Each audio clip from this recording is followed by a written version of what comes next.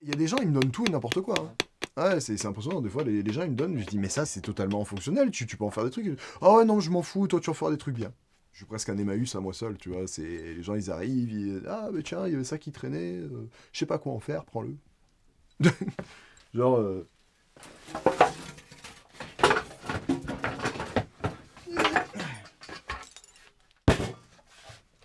c'est un bois d'élan. Un véritable bois d'élan. Je m'appelle Benjamin Tatar, on me connaît sous le pseudonyme de professeur Black Flame et je suis artisan à l'atelier des Flammes Noires depuis bientôt 10 ans. Humainement et professionnellement, je me sens très concerné par l'aspect écologique des choses, et même d'un point de vue artistique, j'ai toujours trouvé ça intéressant de pouvoir travailler sur des matières que je transforme, parce que bon, je parle des cuirs, mais je travaille aussi un peu le bois et encore un peu le métal de temps en temps, ou même des matières que je connais pas, que ça va être de l'os, ça va être des trucs comme ça, et dès que j'ai l'occasion de récupérer des pièces pour leur donner une seconde vie, je le fais. Je le fais parce que ça donne lieu à des perspectives qui sont vachement intéressantes. On ne peut pas tout faire avec. Je veux dire, par exemple, la gravure sur cuir, bon bah avec le cuir de canapé, et c'est compliqué d'en faire.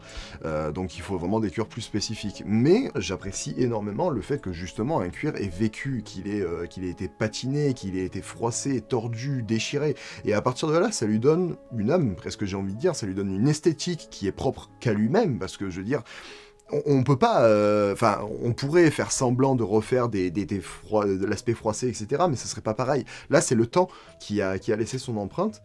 En l'occurrence, le steampunk, ça a fait mon identité. C'est les savants fous, c'est la découverte, c'est les inventions bizarres. À une époque, tous ces univers de la fantasy, c'était un peu underground, quoi. C'était dans un coin, il y avait que les gens un peu bizarres qui regardaient, alors que maintenant, c'est totalement lié au reste de notre société. Je veux dire, n'importe qui a des références en termes de pop culture au sens très large. Et moi, c'est ça qui me plaît, parce que des fois, je me retrouve avec une pièce, je dis, tiens, ça me fait penser à ça. Je la mets de côté et je bosserai sur telle esthétique.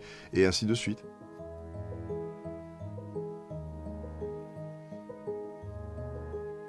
La transmission est essentielle, clairement. Je veux dire, et pourtant, moi je reviens de loin parce que quand j'ai eu ma première stagiaire en 2013 ou 2014, ben, je me demandais pourquoi. En fait, je me dis, mais pourquoi est-ce que moi, j'aurais une stagiaire? C'est-à-dire, il y a une personne qui m'a contacté pour venir me voir, moi, pour apprendre des trucs. Alors que moi-même, j'ai besoin d'apprendre des trucs. Mais avec le temps, bah déjà tu réussis à comprendre que bah, tu connais des choses que les autres ne connaissent pas, et qu'au bout d'un moment, bah, c'est bien de les transmettre, et que justement cette transmission est essentielle. Même si la stagiaire, après, elle va pas continuer, hein. Ça a une saveur particulière, parce que je n'ai pas appris au gré d'école dans lequel un peu tout le monde peut aller. Moi, j'ai appris juste avec mon expérience de vie. J'ai appris parce que j'ai travaillé, parce que j'ai réalisé, parce que j'ai testé, parce que des fois je me suis merdé.